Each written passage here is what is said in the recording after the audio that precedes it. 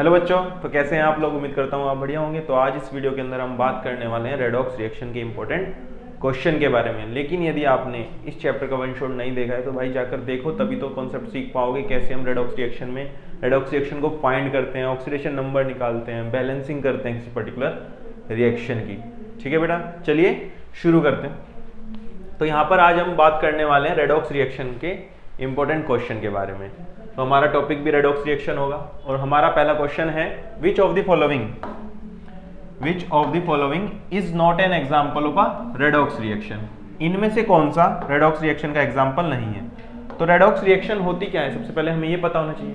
Redox reaction इस तरह की रिएक्शन होती है जिसके अंदर एक स्पीसीज का ऑक्सीडेशन हो रहा हो और दूसरी स्पीसीज का क्या हो रहा हो, रिडक्शन।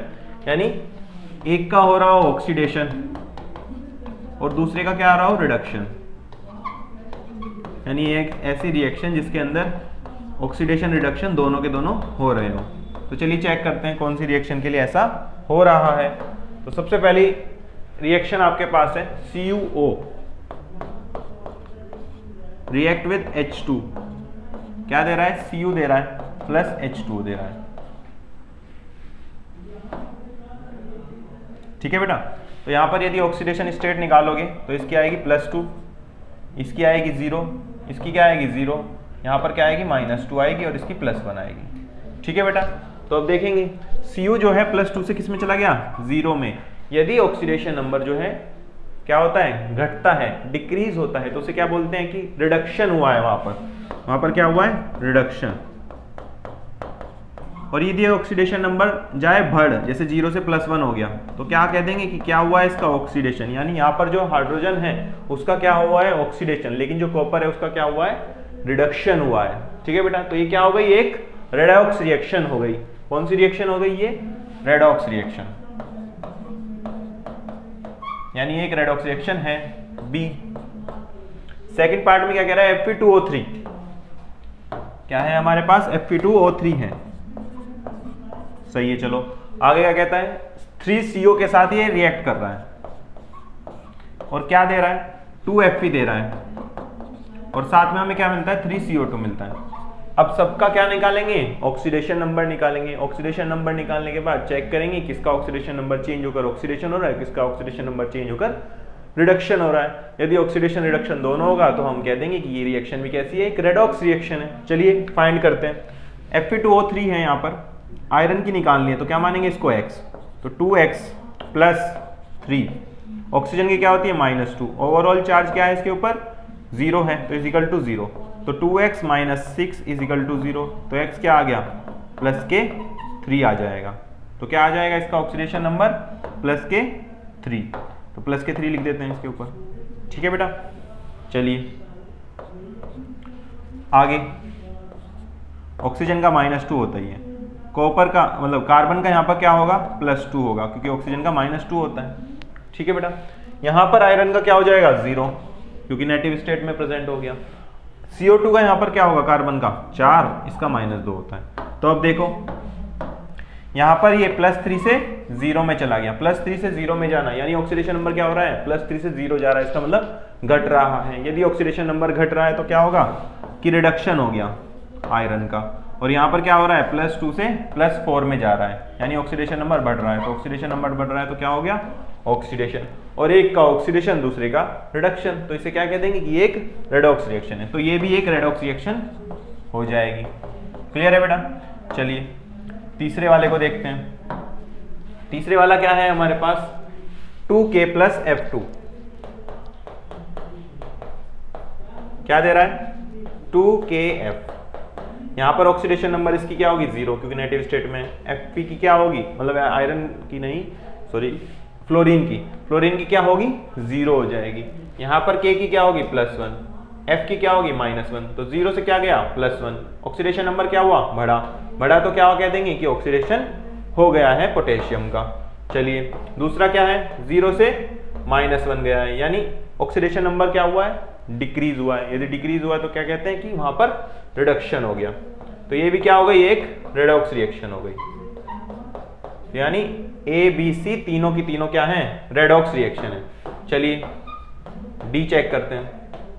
डी क्या है, BaCl2 प्लस H2SO4 क्या दे रहा है, BaSO4 दे रहा है, और साथ में क्या मिल रहा है, 2HCl मिल रहा है। ठीक है बेटा, अब यहाँ पे भी क्या करेंगे, ऑक्सीडेशन नंबर को फाइंड करेंगे। चलिए Ba की क्या होगी, यानी बेरिलियम की +2, क्योंकि क्लोरीन की -1 होती है।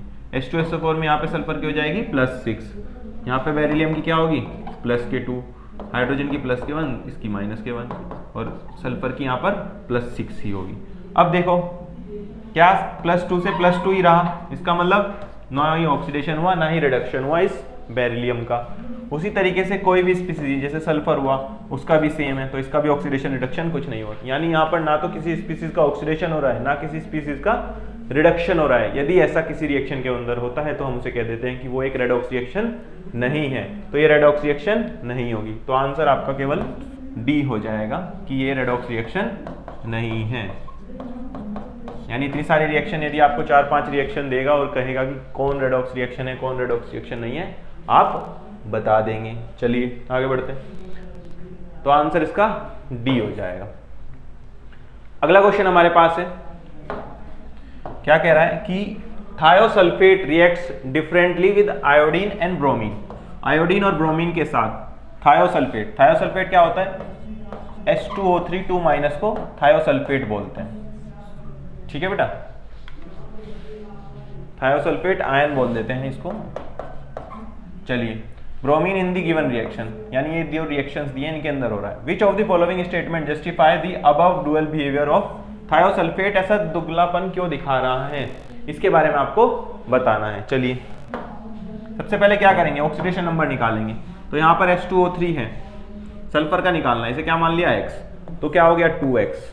ऑक्सीजन कितने हैं 3 +3, क्या होता है एक ऑक्सीजन का -2, तो इंटू -2। क्या कोई चार्ज है इस कंपाउंड के ऊपर, जी हाँ -2 चार्ज होगा, तो इक्वल में क्या आ जाएगा -2 आ जाएगा, क्योंकि जो कंपाउंड पर चार्ज होता है तो वही आता है, नहीं होता तो 0 बराबर हो जाता है। तो 2x -6 इजिकल टू -2, तो 2x इजिकल टू क्या हो गया -6, इधर जाके +6 -2 क्या हो गया +4, तो x क्या आ गया +2 आ जाएगा। क्या आ जाएगा बेटा +2 आ जाएगा। चलिए आयोडीन का क्या होगा यहाँ पर 0, यहाँ पर क्या होगा H4O6 2- में, इसके अंदर निकालते हैं, क्या माना x मान लिया सल्फर को दोबारा, क्योंकि जिसका ऑक्सीडेशन नंबर निकालता है उसे क्या मानेंगे x मानेंगे। x कितने x हैं 4x प्लस ऑक्सीजन कितने हैं 6, एक का क्या होता है -2 बराबर में, चार्ज क्या है इसके ऊपर 2- यानी -2 चार्ज है, तो बराबर हो गया -2 के। 4x 6 हो जा 12 -2 4x इज इक्वल टू -12 इधर जाकर +12 -2, तो क्या आ गया +10, तो x इज इक्वल टू क्या आ गया +10/4, डिवाइड करोगे तो आएगा +2.5, तो x की वैल्यू क्या आ गई 2.5 आ गई तो +2.5 हो गया। क्लियर है। यहाँ पर आयोडीन की क्या है -1 है, क्योंकि चार्ज जो उसके ऊपर है वही उसकी ऑक्सीडेशन नंबर हो जाएगी। यहाँ पर निकालो H2O3 2- है तो +2 ही होगी सल्फर की, अभी निकाली हमने जस्ट।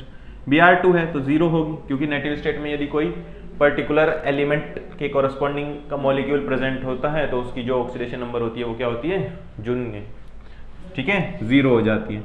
H2O है इसकी -2 ही होगी, हाइड्रोजन की +1 ही होती है। यहाँ पर S की क्या हो जाएगी निकालनी है तो x मान लेंगे, तो x प्लस कितने ऑक्सीजन है 4, तो 4 एक की -2 इजिकल टू -2, क्योंकि चार्ज इसके ऊपर -2 है, तो x -8 इजिकल टू -2, तो x इजिकल टू क्या आ गया +6 आ गया। तो ऑक्सीडेशन नंबर क्या हो गया सल्फर का यहाँ पर +6 हो जाएगा। यहाँ पर Br का -1, H का +1 है, ठीक है बेटा, तो ये आ गया। अब इसके अंदर हमें ये चेक कर सकते हैं कि किसका ऑक्सीडेशन किसका रिडक्शन होने लग रहा है। चलिए देखते हैं, यहाँ पर ये +2 से +2.5 यानी ऑक्सीडेशन नंबर क्या हुआ है इंक्रीज हुआ है, तो इसका क्या हो गया ऑक्सीडेशन। दूसरा 0 से -1 क्या हुआ है 0 से -1 यानी ऑक्सीडेशन नंबर घटा है, तो इसे क्या बोलेंगे कि इसका क्या हुआ है रिडक्शन, क्या हो गया इसका रिडक्शन। इसी तरीके से सल्फर यहाँ पे +2 से +6 में गया है, यानी क्या हुआ है इसका ऑक्सीडेशन, और यहाँ पर Br जो है 0 से -1 में गया है, तो इसका क्या हुआ है रिडक्शन। क्लियर है। अब हमें इसके बारे में पता है, सब रिएक्शन के बारे में, दोनों के बारे में, कि किसका ऑक्सीडेशन, किसका रिडक्शन, किसका रिडक्शन, किसका ऑक्सीडेशन हो रहा है। अब हम पढ़ेंगे पॉइंट्स जो हमें दिए हुए हैं। क्या कह रहा है, bromine is a stronger oxidant than iodine. Bromine जो है स्ट्रोंगर ऑक्सीडेंट है आयोडीन से। इसका मतलब क्या है, सबसे पहले हमें ये समझना होगा। यदि ये कहता है कि ब्रोमीन जो है स्ट्रोंगर ऑक्सीडेंट है देन आयोडीन, तो इसका मतलब है कि ब्रोमीन जो है वो बेटर रिड्यूसिंग एजेंट नहीं है, ऑक्सीडाइजिंग एजेंट है। क्योंकि ऑक्सीडेंट का मतलब होता है ऑक्सीडाइजिंग एजेंट की तरह एक्ट करना, ठीक है। यानी Br यानी ब्रोमीन जो है वो बेटर ऑक्सीडाइजिंग एजेंट है देन आयोडीन। अब ऑक्सीडाइजिंग एजेंट का आपको पता होना चाहिए क्या काम होता है। ऑक्सीडाइजिंग एजेंट वो स्पीसीज होती है जो दूसरे का क्या करती है, ऑक्सीडेशन, यानी दूसरे के ऑक्सीडेशन नंबर को बढ़ाती है। तो देखो कौन ऑक्सीडेशन नंबर ज्यादा बढ़ा रहा है, यहाँ पर +2 से +2.5 हुआ है, किसके साथ, आयोडीन के साथ। लेकिन यहाँ पर +2 से +6 हुआ है। तो ऑक्सीडेशन कहाँ अच्छा हुआ है, सेकंड वाले में। वहां पर क्या प्रेजेंट है, ब्रोमीन। यदि ब्रोमीन प्रेजेंट है इसका मतलब ब्रोमीन एक बेटर ऑक्सीडाइजिंग एजेंट है देन आई। तो यही वो स्टेटमेंट है जो बता रहा है कि यहाँ पर +2 से +2.5 गया है, यहाँ पे +2 से +6 में जा रहा है। तो आंसर हो जाएगा आपका ए करेक्ट।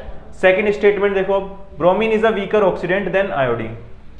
बेटर है तभी तो ज्यादा ऑक्सीडेशन नंबर बढ़ा पा रहा है सल्फर का, यदि वीक होता तो कम बढ़ा पाता। तो सेकंड वाला स्टेटमेंट तो गलत हो गया, इसलिए ये वाला आंसर नहीं होगा। तीसरा, thiosulphate undergo oxidation by bromine and reduction by iodine. Iodine के साथ भी ऑक्सीडेशन ही हो रहा है, रिडक्शन नहीं हो रहा है, तो ये इसलिए ये बात गलत है, तो ये स्टेप भी गलत हो जाएगा। अगला ऑप्शन क्या है, ब्रोमीन अंडरगो ऑक्सीडेशन, ब्रोमीन का क्या हो रहा है, oxidation, and iodine undergo reduction in these reaction. Bromine का क्या हो रहा है, ऑक्सीडेशन, ऐसा ये कह रहा है। क्या ब्रोमीन का सच में ऑक्सीडेशन हो रहा है, ब्रोमीन का क्या हो रहा है, रिडक्शन, 0 से -1 में गया है। तो ये बात गलत है, इसलिए ये स्टेटमेंट गलत हो जाएगा। तो यहाँ पर जो सही स्टेटमेंट है वो क्या है, सिर्फ और सिर्फ ए है। ठीक है बच्चों, इस तरीके से हम कर सकते हैं। तो आपके पास यदि कोई और क्वेश्चन भी आ जाए जिसके अंदर कुछ अलग रिएक्शन दे दे और आपको कहने लगे कौन अच्छा ऑक्सीडाइजिंग एजेंट है, कौन अच्छा रिड्यूसिंग एजेंट, तो वो उस बात पे डिपेंड करेगा कि कोई जितना अच्छा ऑक्सीडेशन करा पा रहा है वो उतना ज्यादा बेटर ऑक्सीडाइजिंग एजेंट हो जाता है, और कोई कितना अच्छा क्या करा रहा है, रिडक्शन करा पा रहा है, तो वो उतना अच्छा रिड्यूसिंग एजेंट हो जाएगा। चलिए आगे बढ़ते हैं। तो आंसर इसका ए हो जाएगा। चलिए अगला क्वेश्चन हमारे पास है, आइडेंटिफाई डिस्प्रोपोर्शनेशन रिएक्शन। अब डिस्प्रोपोर्शनेशन आइडेंटिफाई करने से पहले आपको ये तो पता होना चाहिए कि डिस्प्रोपोर्शनेशन रिएक्शन क्या होती हैं। तो डिस्प्रोपोर्शनेशन रिएक्शन वो रिएक्शन होती हैं जिसके अंदर किसी पर्टिकुलर कंपाउंड के अंदर एक ही एलिमेंट का क्या हो रहा हो, ऑक्सीडेशन, और उसी एलिमेंट का क्या हो रहा हो, रिडक्शन। यानी सेम एलिमेंट का क्या हो, ऑक्सीडेशन, और उसी सेम एलिमेंट का क्या हो, रिडक्शन। यदि कोई रिएक्शन है उसके अंदर सेम एलिमेंट का क्या हो रहा है, ऑक्सीडेशन, और सेम ही एलिमेंट का हो रहा है रिडक्शन, तो वो कैसी रिएक्शन हो जाएगी, एक डिस्प्रोपोर्शनेशन रिएक्शन हो जाएगी। चलिए अब ढूंढते हैं कौन सा ऐसा एलिमेंट है जो ऑक्सीडेशन भी कर रहा है अपना और रिडक्शन भी कर रहा है इन पर्टिकुलर रिएक्शंस के लिए। पहला CH4 + 2O2 gives CO2 + 2H2O। Oxidation number निकालेंगे, यहाँ पर क्या आएगी, कार्बन के साथ हाइड्रोजन है तो हाइड्रोजन +1 दिखाएगा, तो कार्बन पर क्या आएगी, -4। यहाँ पर ऑक्सीजन की 0 होगी क्योंकि नेगेटिव स्टेट में प्रेजेंट है। CO2 में कार्बन की क्या हो जाएगी, +4, क्योंकि ऑक्सीजन की होती है -2। हाइड्रोजन की क्या होती है, +1, ऑक्सीजन की क्या होती है, -2। ठीक है बेटा। तो अब देखो इसके अंदर कोई एक ऐसा एलिमेंट है क्या जो खुद का ही रिडक्शन और खुद का ही ऑक्सीडेशन कर रहा हो। चलो -4 से +4 हो गया, यानी क्या हो गया, ऑक्सीडेशन नंबर बढ़ा है, तो क्या हो गया, ऑक्सीडेशन हो गया है कार्बन का। यहाँ पर 0 से -2 गया है, यानी ऑक्सीडेशन नंबर घटा है, घटा है तो क्या बोलते हैं, रिडक्शन। तो यहाँ पर एक का ऑक्सीडेशन और दूसरे का रिडक्शन हुआ है लेकिन सेम एलिमेंट का नहीं हुआ, तो ये डिस्प्रोपोर्शनेशन रिएक्शन नहीं होगी। तो क्या लिख देंगे, this is not a disproportionation reaction.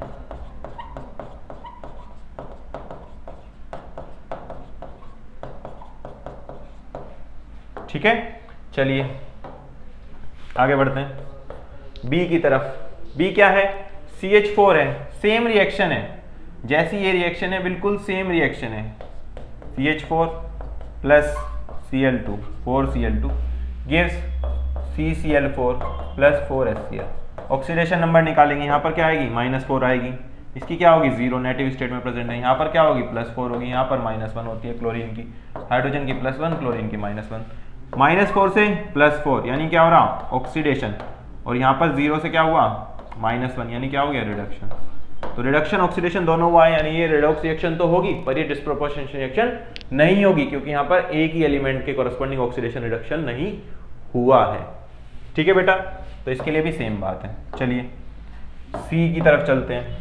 सी क्या कहता है, सी हमसे कहता है F2 है, ठीक है भैया F2 है, रिएक्ट कर रहा है OH माइनस के साथ, चलो क्या दे रहा है 2F माइनस दे रहा है प्लस OF2 दे रहा है प्लस H2। चलिए क्या करेंगे अब इसके अंदर ऑक्सीडेशन नंबर निकालेंगे, यहाँ पर क्या होता है 0, यहाँ पर ऑक्सीजन का -2 हाइड्रोजन का +1 हो जाएगा, फ्लोरीन का यहाँ पर क्या होगा -1, क्योंकि चार्ज जो उसके ऊपर होता है, किसी भी चार्ज स्पीसीज के ऊपर जो चार्ज होता है वही उसका क्या होता है ऑक्सीडेशन नंबर होता है। ऑक्सीजन और फ्लोरीन में यहाँ पर ऑक्सीजन का -2, तो फ्लोरीन का क्या हो जाएगा, सॉरी ऑक्सीजन है ना फ्लोरीन के साथ, तो फ्लोरीन सबसे ज्यादा इलेक्ट्रोनेगेटिव है तो इसका तो -1 ही होगा, तो यहाँ पर ऑक्सीजन का +2 हो जाएगा, यहाँ पर हाइड्रोजन का +1 ऑक्सीजन का -2। क्लियर है। अब चलिए देखते हैं, 0 से -1 गया, क्या हुआ रिडक्शन, क्योंकि ऑक्सीडेशन नंबर घट गया। चलिए आगे बढ़ते हैं, ऑक्सीजन यहाँ पे -2 से किस में जा रहा है +2 में, यानी क्या हो रहा है इसका ऑक्सीडेशन हो रहा है, यानी ऑक्सीजन का हो गया ऑक्सीडेशन, फ्लोरीन का हो गया रिडक्शन, तो ऑक्सीडेशन रिडक्शन दोनों हुआ है लेकिन सेम एलिमेंट का नहीं हुआ है, नहीं हुआ है तो ये भी क्या नहीं होगी डिस्प्रोपोर्शनेशन रिएक्शन नहीं होगी। तो डी की तरफ चलते हैं, डी पार्ट में क्या कहता है 2NO2 plus 2OH minus gives NO2 minus plus NO3 minus और प्लस H2। अब क्या करेंगे ऑक्सीडेशन नंबर निकालेंगे। चलिए नाइट्रोजन का क्या होगा +4, क्योंकि ऑक्सीजन का क्या होगा -2, यहाँ पर प्लस ऑक्सीजन का क्या होता है -2 होता है, हाइड्रोजन का +1 होता है, नाइट्रोजन का क्या होगा यहाँ पर x मान लो, x + 2 × -2 ऑक्सीजन का -2 होता है इजिकल टू -1 चार्ज है, तो x इजिकल टू क्या हो गया +5, तो क्या हो गया यहाँ पर ऑक्सीडेशन नंबर +5 हो गया।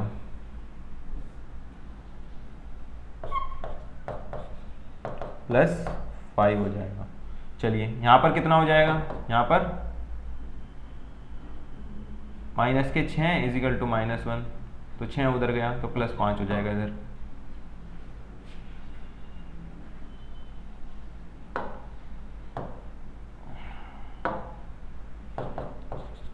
यहाँ पर +3 होगा, कैसे देखो x +2 × -2 इजिकल टू -1, तो ये +4 उधर जाएगा तो -1 से कैंसिल करेगा तो +3 आ जाएगा, इसलिए इसका +3 और इसका +5 होएगा, +1 -2। ठीक है बेटा। अब चलो +4 से +3 यानी ऑक्सीडेशन नंबर घटा तो क्या हुआ रिडक्शन, और +4 से ही +5 में गया है यानी ऑक्सीडेशन नंबर बढ़ा है तो क्या हो गया ऑक्सीडेशन। अब यहाँ से ध्यान से देखो नाइट्रोजन का क्या हुआ है ऑक्सीडेशन और इसी नाइट्रोजन का क्या हुआ है रिडक्शन, तो इस तरह की रिएक्शन को हम क्या कह देंगे कि वो डिस्प्रोपोर्शनेशन रिएक्शन है, तो ये ही डिस्प्रोपोर्शनेशन रिएक्शन हो जाएगी, तो आंसर हो जाएगा डी। ठीक है बेटा। तो डिस्प्रोपोर्शनेशन रिएक्शन वो रिएक्शंस होती हैं जिसके अंदर सेम एलिमेंट का क्या हो ऑक्सीडेशन और उसी एलिमेंट का क्या हो रिडक्शन हो। चलिए तो आंसर इसका डी हो जाएगा। आगे बढ़ते हैं, अगला क्वेश्चन हमारे पास है कि which of the following element does not show disproportionation tendency, तो इनमें से कौन सा एलिमेंट जो है वो डिस्प्रोपोर्शनल टेंडेंसी नहीं शो करेगा, कौन सा एलिमेंट होगा जो डिस्प्रोपोर्शनेशन टेंडेंसी नहीं शो करेगा। सबसे पहले हमें समझना होगा कि डिस्प्रोपोर्शनल रिएक्शन कहती क्या है। ये रिएक्शन कहती है कि एक ऐसा एलिमेंट होगा जो खुद का ही ऑक्सीडेशन और खुद का ही रिडक्शन कर लेगा। यदि खुद का ऑक्सीडेशन और खुद का रिडक्शन कोई पर्टिकुलर एलिमेंट कर सकता है तो उसे अलग अलग ऑक्सीडेशन नंबर शो करने पड़ेंगे। भाई कोई एलिमेंट है x, ठीक है, x नहीं a मान लेते हैं, ये a और a दो बार बना रहा है, मान लो एक बार यहाँ पे +2 है, यहाँ पर +5 में चला जाता है और यहाँ पर 0 में चला जाता है, तभी तो हम कहेंगे ना कि इसका ऑक्सीडेशन भी होगा और इसी का रिडक्शन भी होगा। यानी ऐसा एलिमेंट तो होना चाहिए ना डिस्प्रोपोर्शनल रिएक्शन दिखाने के लिए, जो अपना ऑक्सीडेशन और रिडक्शन दोनों कर सके। यदि ऐसा एलिमेंट होगा जो केवल और केवल एक ही पर्टिकुलर ऑक्सीडेशन नंबर दिखाए, तो ना तो वो अपने ऑक्सीडेशन नंबर को चेंज कर पाएगा इसमें, ना ही चेंज कर पाएगा इसमें। तो यदि वो दोनों के दोनों में चेंज नहीं हो पाएगा, यानी ना ही ऑक्सीडेशन कर सकता अपनी, ना ही रिडक्शन कर सकता, तो ऐसा एलिमेंट कभी भी डिस्प्रोपोर्शनल रिएक्शन नहीं दिखा सकता। तो इनमें से कौन सा ऐसा वो एलिमेंट है जो ऐसा नहीं कर सकता? क्लोरीन नहीं कर सकता क्या? क्लोरीन +1 भी दिखाता है, +7 भी दिखाता है, +5 भी दिखाता है, यानी बहुत सारी ऑक्सीडेशन नंबर दिखाता है। तो ये तो ऑक्सीडेशन रिडक्शन कर सकता है अपना खुद का, -1 भी दिखाता है, ठीक है। इसी तरीके से ब्रोमीन भी ये सब दिखाता है, आयोडीन भी ये सब दिखाता है, लेकिन फ्लोरीन ही है जो -1 ऑक्सीडेशन नंबर रखता है केवल और केवल। तो फ्लोरीन ही एक ऐसा एलिमेंट है जो डिस्प्रोपोर्शनल रिएक्शन नहीं दिखाएगा अमंग ऑल दी हेलोजेंस। तो आंसर इसका क्या हो जाएगा? फ्लोरीन। ठीक है बेटा, चलिए, तो आंसर हो जाएगा फ्लोरीन, क्योंकि ये एक ही ऑक्सीडेशन नंबर शो करता है। तो ये अपने आप को ना तो ऑक्सीडाइज कर सकता है ना रिड्यूस कर सकता है। अगर ऐसा नहीं कर सकता तो ये डिस्प्रोपोर्शनल रिएक्शन नहीं दिखा सकता। चलिए आगे बढ़ते हैं। अगला क्वेश्चन हमारे पास है, identify the correct statement with reference to the given reaction. आपके पास एक रिएक्शन दी है, ठीक है, इसके अंदर आपको बताना है कि इनमें से कौन सा स्टेटमेंट इस पर्टिकुलर रिएक्शन के लिए करेक्ट होगा। तो चलिए चेक करते हैं। सबसे पहले क्या लिखेंगे, रिएक्शन को दोबारा लिख लेते हैं। P4 है +3OH- के साथ कंबाइन कर रहा है, +3H2O है, क्या दे रहा है? PH3 दे रहा है, और साथ ही साथ 3H2PO2- दे रहा है। चलिए बहुत बढ़िया। अब यहाँ पर ऑक्सीडेशन नंबर निकालते हैं। P4 है, ऑक्सीडेशन नंबर 0 होगा, क्योंकि P4 यानी फॉस्फोरस जो है वो नेगेटिव स्टेट में ही प्रेजेंट है, तो P4 का 0 हो जाएगा ऑक्सीडेशन नंबर। ऑक्सीजन का क्या होगा? -2, हाइड्रोजन का क्या होगा? +1। यहाँ पर क्या होगा? हाइड्रोजन का +1 और ऑक्सीजन का -2 होगा, सिंपल। यहाँ पर फॉस्फोरस का क्या होगा? X मान लेते हैं, X +3। हाइड्रोजन का क्या होगा? ऑक्सीडेशन नंबर +1, क्योंकि ये नॉन मेटल के साथ कनेक्टेड है, तो +1 = 0, क्योंकि चार्ज कुछ नहीं है PH3 के ऊपर, तो = 0 हो गया। तो X क्या आ गया? -3। X -3 आ जाएगा, तो इसका ऑक्सीडेशन नंबर क्या हो गया? -3। यहाँ पर ऑक्सीडेशन नंबर निकालेंगे तो X मानेंगे P को, तो हाइड्रोजन का क्या होता है? +1। कितने हाइड्रोजन है? 2, तो 2 × +1 प्लस फॉस्फोरस का X प्लस ऑक्सीजन कितने हैं? 2, एक का क्या होता है? -2। ओवरऑल चार्ज क्या है? -1 है, तो +2 + X -4 = -1, तो +2 - 4 क्या आ जाएगा? -2 = -1, तो X = क्या आ गया? -1, -2 इधर जाकर +2, तो क्या हो जाएगा? X = +1, तो ऑक्सीडेशन नंबर क्या आ गया इस फॉस्फोरस का? +1 आ जाएगा। कितना आ जाएगा? +1 हो जाएगा। ठीक है बेटा, तो ऑक्सीडेशन नंबर इसका +1 हो जाएगा। तो यहाँ पर 0 से -3 में गया है, यानी 0 से -3 में गया है, यानी क्या हुआ है? इसका ऑक्सीडेशन नंबर घटा है, तो इसे क्या कहेंगे कि रिडक्शन हुआ है। 0 से +1 में गया है, यानी ऑक्सीडेशन नंबर बढ़ा है। जब ऑक्सीडेशन नंबर बढ़ता है तो उसे क्या बोल देते हैं कि इसका क्या हुआ है? ऑक्सीडेशन। तो यदि इसका ऑक्सीडेशन रिडक्शन दोनों हुआ है तो हम कह सकते हैं कि P का क्या हो रहा है? डिस्प्रपोर्शनेशन हो रहा है, यानी इसका क्या हो रहा है? डिस्प्रपोर्शनेशन।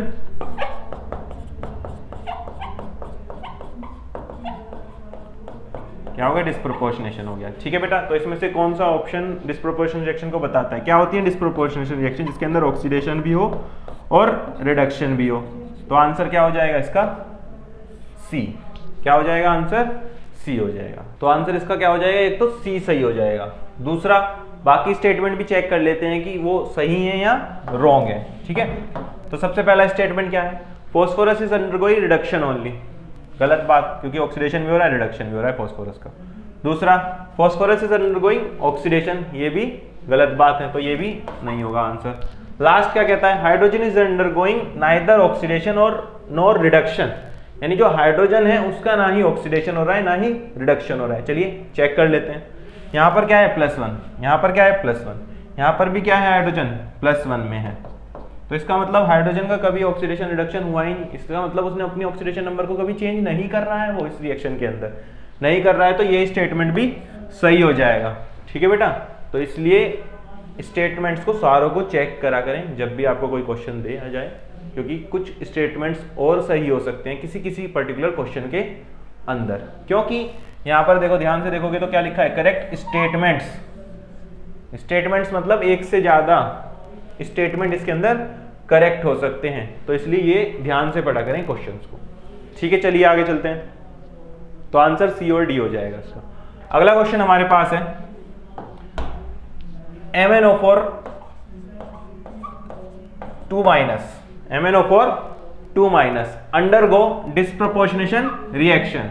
ये डिस्प्रोपोर्शनेशन रिएक्शन दिखाता है एसिडिक मीडियम के अंदर, बट MnO4- जो है वो डिस्प्रोपोर्शनेशन रिएक्शन नहीं दिखाता, यानी ये दिखाता है डिस्प्रोपोर्शनल रिएक्शन, लेकिन ये डिस्प्रोपोर्शनेशन रिएक्शन नहीं दिखाता है। ऐसा क्यों है?